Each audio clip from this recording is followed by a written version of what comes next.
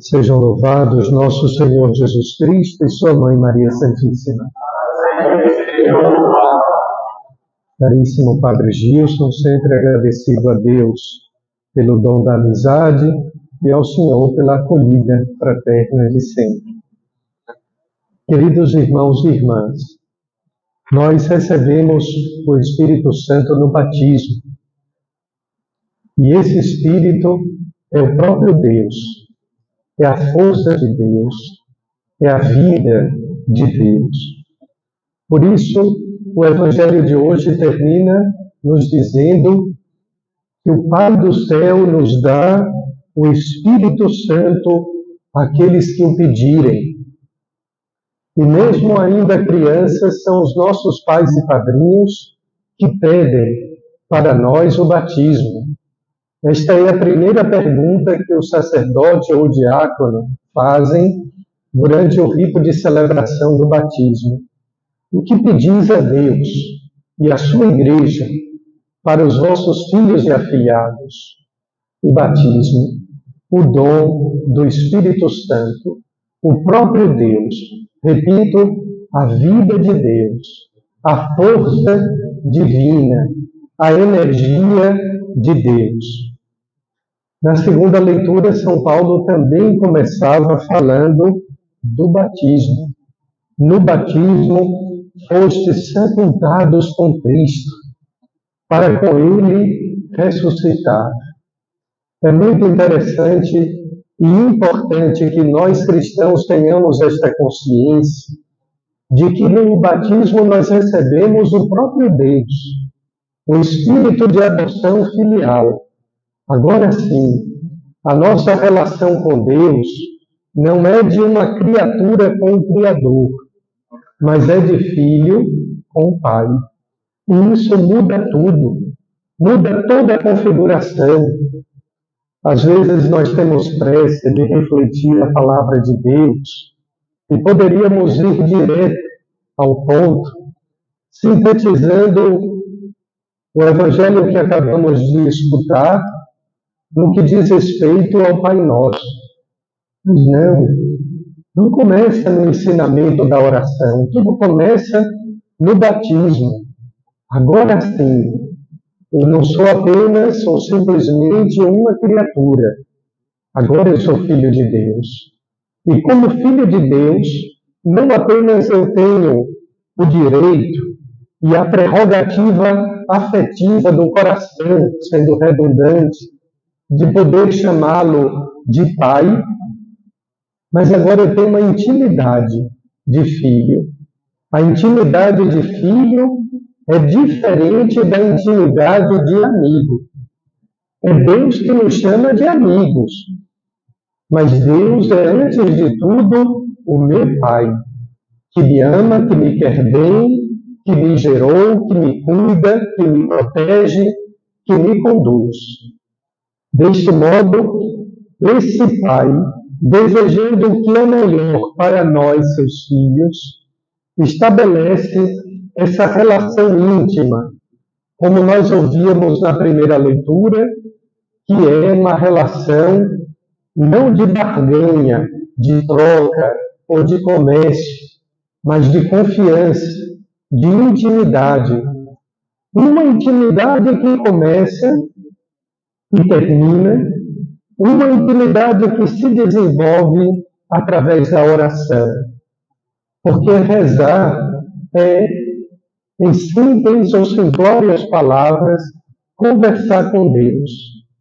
Quem tem um pai e não conversa com o seu pai, rompeu relações. Quem tem um amigo e não estabelece um diálogo com este amigo, é porque não é amigo. Porque amigo sempre tem o que dizer, sempre possui o que partilhar, sempre existe alguma coisa a ouvir, ou pelo menos a dizer. Pois bem, o Evangelho começa dizendo exatamente que Jesus estava rezando num certo lugar. Estava rezando num certo lugar quando os seus discípulos lhe pedem que nos ensine também a rezar. Eles já rezavam, pelo menos a Shema, que os judeus costumam rezar pelo menos 3 vezes ao dia. A gente reza o Pai Nosso também pelo menos 2 vezes ao dia, para quem reza pouco. Para quem reza o suficiente, pelo menos 5 vezes durante o texto. Os discípulos deem o testemunho de oração de Nosso Senhor. Não é a mesma que eles rezavam, outra é diferente. Diferente porque agora lhes é dado não o direito de rezar, mas lhes é dado a possibilidade de chamar a Deus de Pai.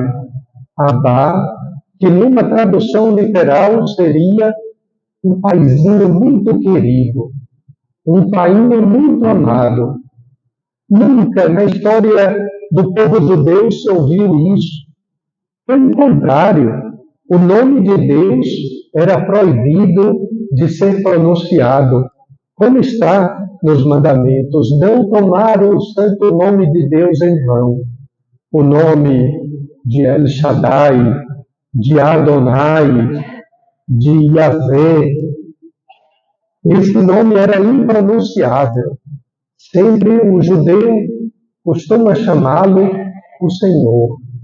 Agora Jesus inaugura um novo tempo, no Espírito Santo, na filiação divina pelo batismo. Agora, com este Deus, eu posso chamá-lo intimamente de Pai querido, de Paizinho. E seria ainda para nós hoje, numa formalidade litúrgica, algo até extremo. Mas esse é o conteúdo da primeira palavra do Pai Nosso. Sem, contudo, fazer com que essa intimidade deixe de ser entre pai e filho. Notem que na primeira leitura, quando Abraão pedia a Deus intimamente a sua misericórdia para o povo de Sodoma e Gomorra, estavam ali estabelecidas 2 coisas. O pecado existe. Tanto assim que Deus está disposto, está decidido a corrigir o seu povo. E Pai que é Pai, Pai que ama, corrige. Pai que não corrige o seu filho é um pai que não demonstra o seu afeto. Pode demonstrar afeto com beijos, mas nunca vai demonstrar que quer o bem do futuro do seu filho. Deus disposto a corrigir o seu povo, os seus filhos. E Abraão reconhecendo em Deus também aquele que é misericordioso. Porque justiça também se aproxima, caminha com a misericórdia. Abraão intimamente intercede pelo povo, pedindo não apenas a justiça, mas a misericórdia de Deus. Isso todos nós podemos também fazer uns pelos outros. Nós somos um povo sacerdotal pelo batismo. Por isso que a gente costuma pedir às outras pessoas, rezem por mim, reze, porque cada um de nós que fomos batizados e que temos o Espírito Santo, nós também podemos interceder a Deus uns pelos outros. Acontece, porém, na segunda leitura ainda, na carta de Paulo aos Colossenses, que Jesus é o justo que nos redime, isto é, São Paulo diz claramente, existia para nós uma conta a ser paga, isto é aquilo que o pecado nos pesa, mas ele a cancelou e as eliminou pregando-a numa cruz.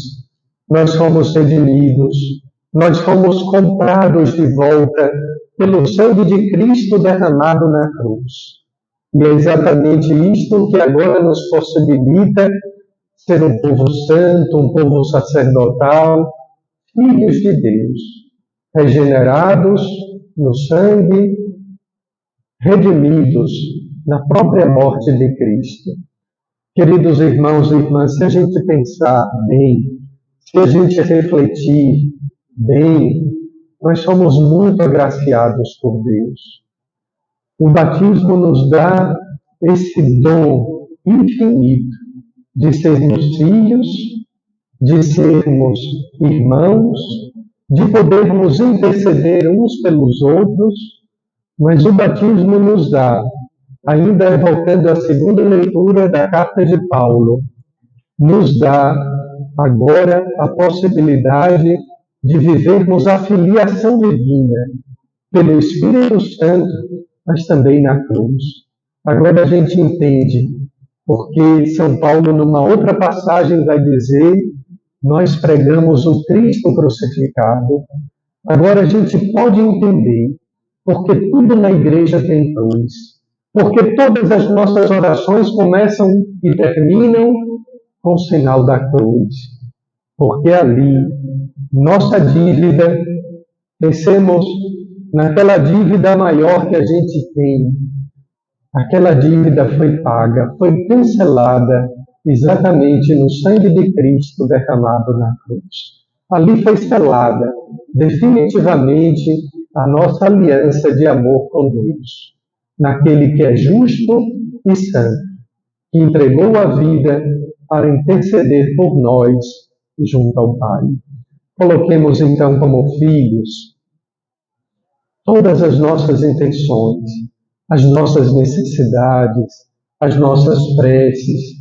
Podemos lembrar daquelas pessoas que nos pediram para rezar.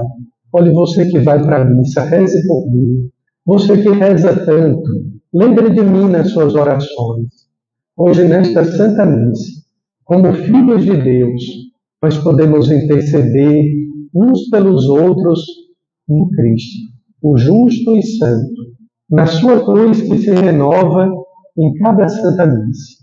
Entreguemos a Ele, portanto, todos os sofrimentos, dores e necessidades, todos aqueles que pedem e suplicam. Afinal, o próprio salmista dizia: eu gritei e o Senhor me escutou. Existem gritos que a gente não escuta, porque são gritos que ecoam na alma de cada um. São gritos que são ecoados no coração de cada um de nós e que somente Deus é capaz de escutar, porque o mesmo Espírito Santo clama e reza em nós a Deus. Amém. Creio em Deus Pai Todo-Poderoso,